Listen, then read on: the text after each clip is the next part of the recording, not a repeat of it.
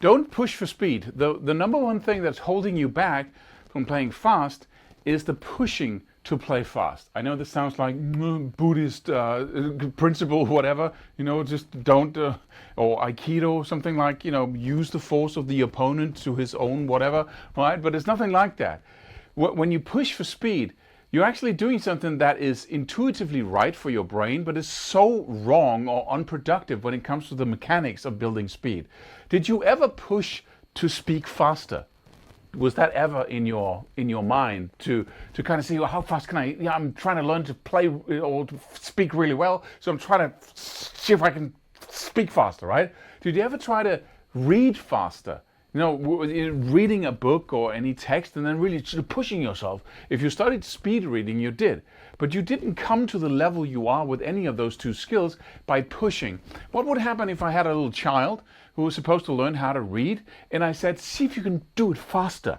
I know you have these words down, but see how fast you can read them. Just push, right? Because that's the way to get to a normal level of reading speed, is to kind of try and do it fast. The dog went to the baker, right? What's going to happen? You're not going to help the child. Everyone knows that, right? That's a disaster. Or you say to a small child who's learning how to speak, could you speak a little faster, because you're never going to get up to speed if you don't try. You get my point, right? So when we're trying to build speed here, what we really need to do is just to forget about speed as such. What we do is we program the brain and the mind with perfect repetitions. We want to do something fast, right? So what is that something that we want to do fast? That's what I want to do fast.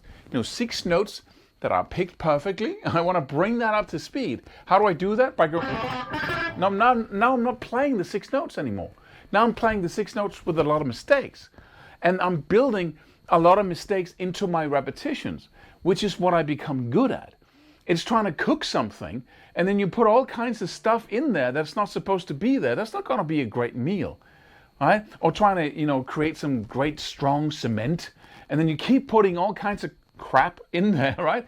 You get weak cement. You might be able to build a house of it, but it's not going to be a pretty house, and it's going to break here and there, right? The same thing goes for technique. You push for speed, you build in mistakes. I'll clean it up later. What is that? Clean it up. What is a weird metaphor?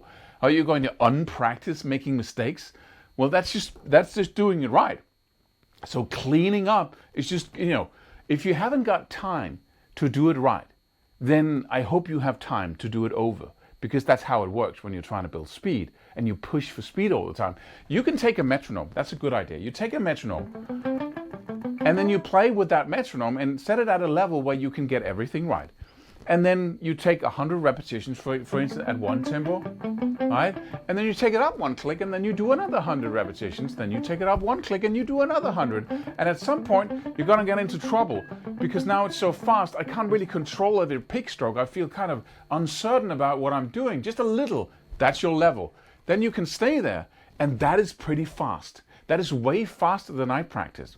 Let's say I'm practicing a simple 4 notes up and down. Right?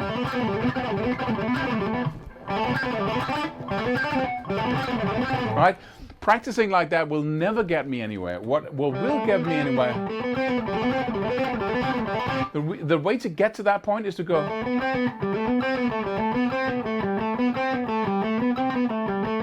It's practice at a really slow level. I never practice beyond 50% of what I can really do at the top of it, right? So if I want to become better at what I just played, I would practice.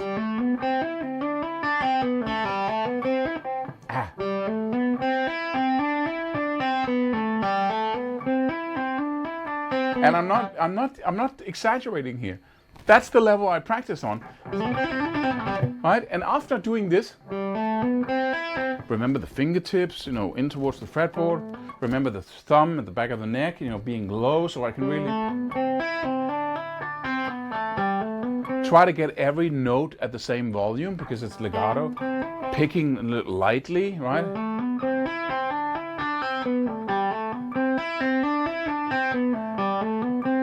That's the tempo I'm practicing at. And after doing that for an hour or 2 hours, watching film or whatever, right? I go, right? And see what happened.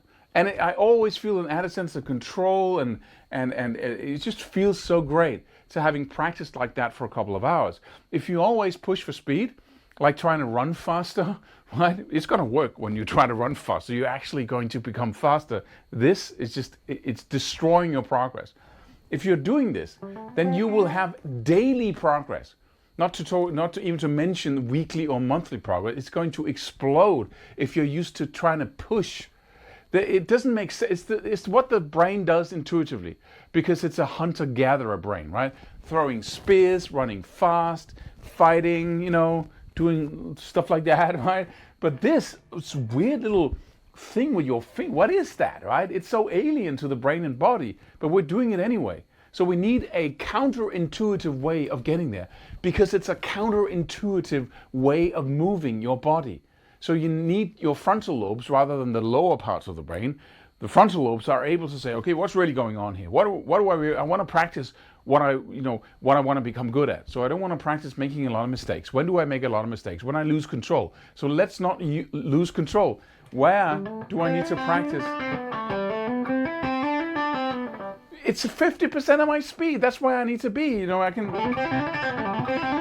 that's why I can play it, but in order to improve that, I need to go way low back, right? So practice at a level where you can get everything right with zero mistakes, no uncertainty in your body. You can do that a little with the metronome, just to tell your brain where you want to go. Just, take it up a bit, practice, and then, right?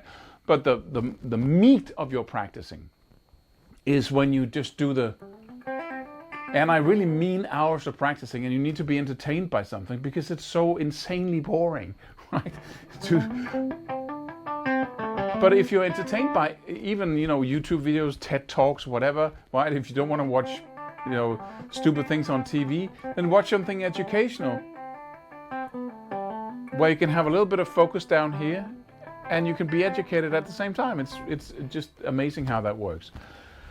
So the main reason for not achieving the speed level we want is pushing for speed. It's just the way it is, and I see so many people doing that. So stop that, and remember to subscribe to this channel. Hit the bell icon. Do it now, right now, and please leave a comment if you have anything to say. Also the negative, right? I read all the comments, not necessarily answering every comment, but I'm browsing over them every day. So see you in another video.